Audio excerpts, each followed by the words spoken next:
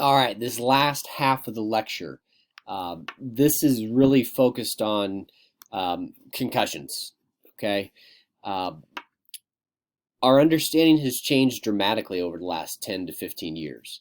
Um, where we used to have, from a sports medicine perspective, we used to have kind of steps and a very formalized system and a grading scale, and everything was very laid out and very kind of A to B to C. We have now moved to really just focusing on symptoms, and there's no more grades. We don't call them mild, moderate, severe concussion. We don't say, a grade one, a grade two, a grade three. Everything now is either known as an MTBI, a mild traumatic brain injury. Um, Again, I think that term MTBI catches people's attention. It also, mild traumatic brain injury is kind of an umbrella term, can cover a wide variety. The definition that is from the research is most accepted: immediate but transient. Okay, we don't know how long, but transient, meaning that it will go away eventually. But post-traumatic impairment of brain function. So immediate but transient post-traumatic impairment of brain function. That's what we think of with a concussion. Um, I would be willing to bet that almost all of us, if not 100% of us, have had some sort of mild traumatic brain injury in our lives and have had some sort of impairment. I think as we learn and understand more, and as the research continues, I think we'll see that some of those times where you think maybe, oh, I just got dizzy for a little bit after hitting my head, or after falling down, or the lights kind of flash, or things change colors or whatever it may be. We don't necessarily think about those, but technically those now are classified as mild traumatic brain injuries. So what we're kind of looking at is being able to better diagnose those immediately, but also understanding, again, that repeated trauma. Okay. Chief complaint of a headache, or sorry, of a MTBI, headaches, that dizziness, that tinnitus, okay, blurred vision, dizziness, unconscious. There's about 22, 23 accepted different symptoms, different issues, that's kind of our standard across the research.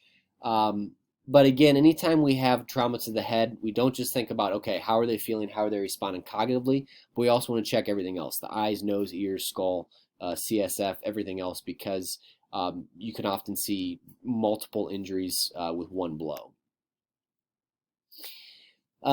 Table 21.5 has a great chart as far as some different signs and symptoms of a concussion.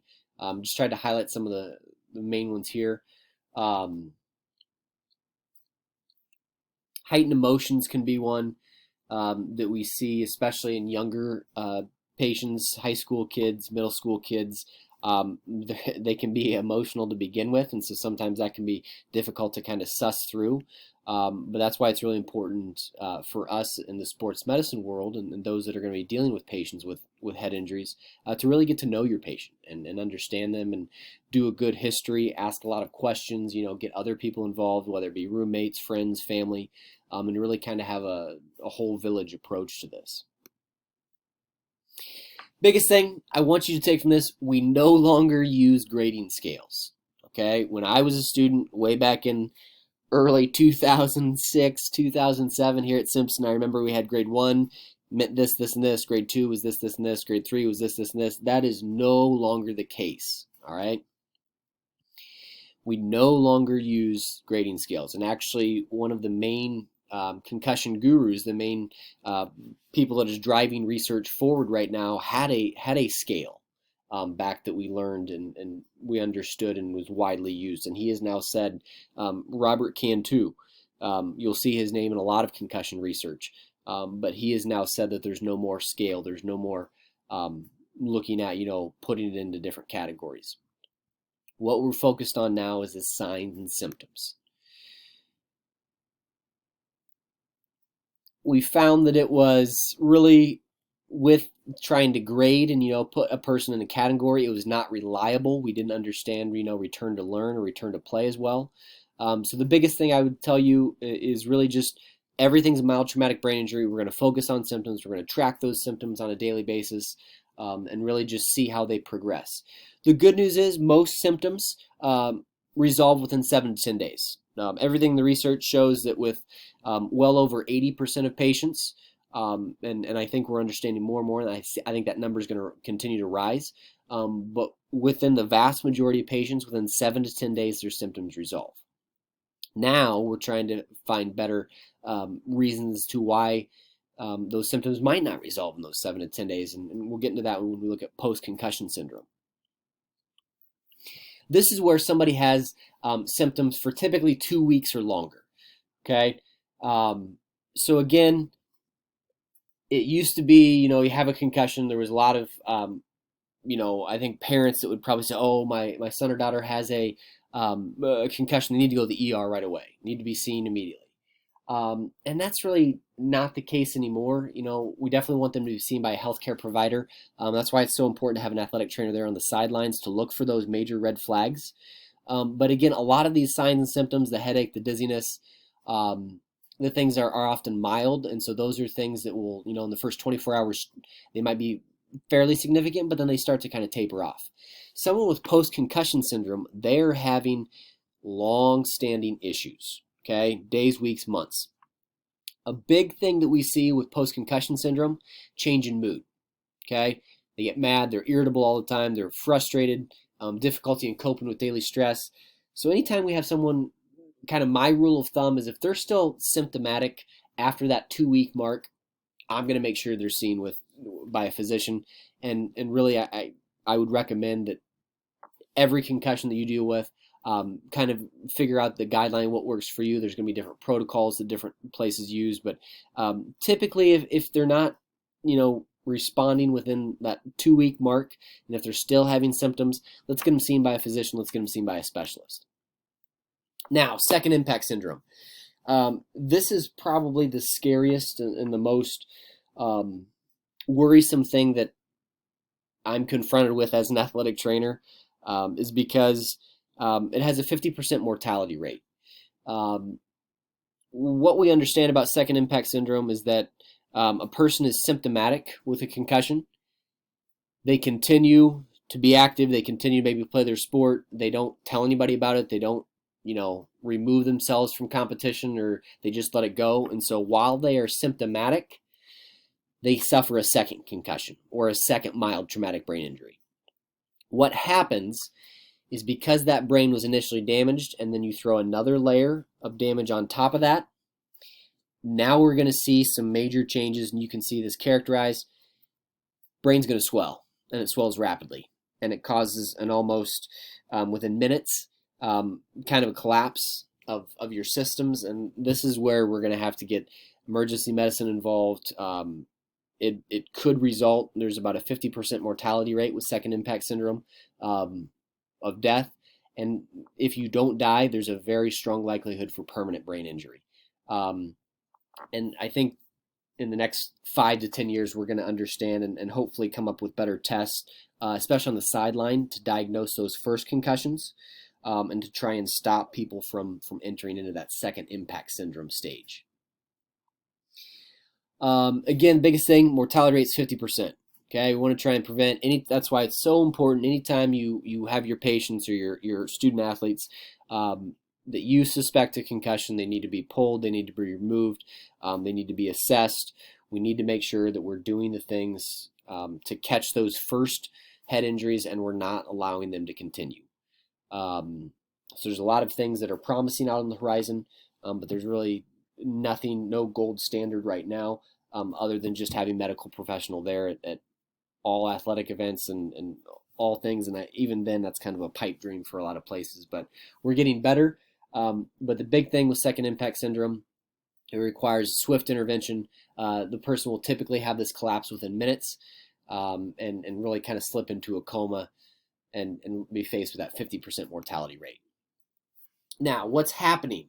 Okay, when we have a blow to the head, we're having hemorrhage or bleeding. Okay, epidural hematoma is on the outer, on the outside of the dural layers. A subdural, is in between those layers. So epi is on the outside of the brain. Subdural is kind of inside the dura mater, inside the brain.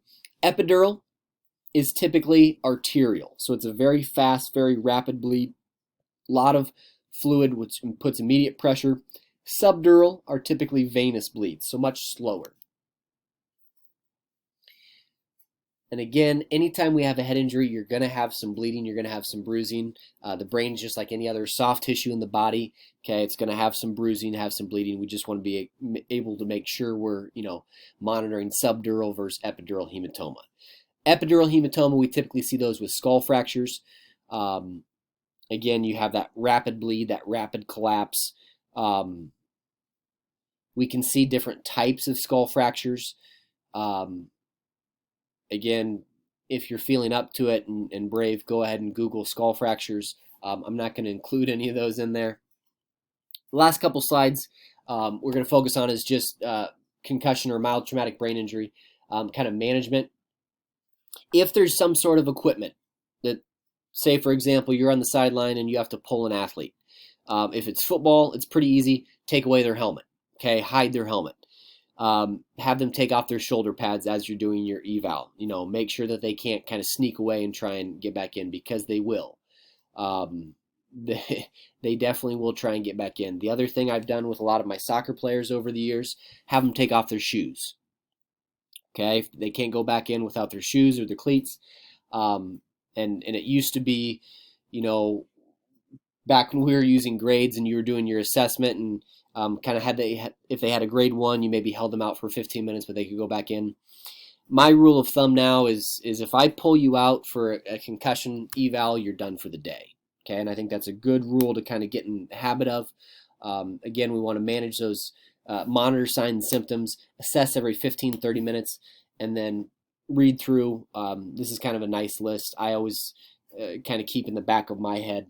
These are things where if I see I'm stopping my eval, they need to be taken to the ER, they need to be taken. These are kind of signs that we're probably looking at epidural hematoma.